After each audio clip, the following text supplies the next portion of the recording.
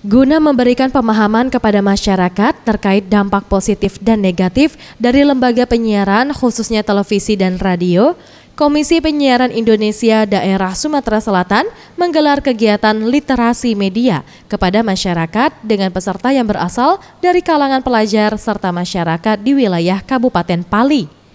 Kegiatan yang bertujuan untuk peningkatan partisipasi masyarakat dalam mewujudkan penyiaran yang bermanfaat dan bermartabat ini dihadiri langsung Komisioner KPID Sumsel serta Diskominfo Sumsel.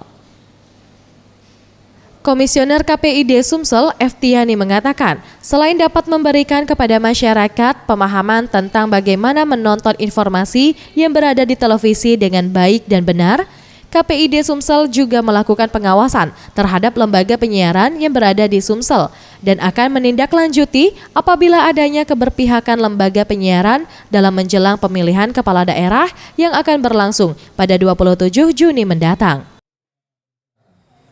Untuk masalah pilkada sudah jelas di PKPU 4 2017 tentang kampanye maupun PKPU 1 2017 tentang tahapan itu kampanye melalui media lembaga penyiaran baik TV maupun radio hanya boleh dilakukan 14 hari menjelang Minggu Tenang.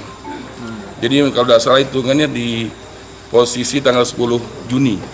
Dan itu pun difasilitasi oleh KPU dengan durasi penyiaran untuk TV 30 detik untuk radio 60 detik, jadi ada pembatasan. Dan kami KPI seperti hari ini selain literasi dari bidang pengawasan juga melakukan pengawasan tentang adakah lembaga penyiaran TV radio yang melakukan kampanye pribadi. 3 tahun yang lalu kakak ada di situ. Boris Simbolon, Sriwijaya TV.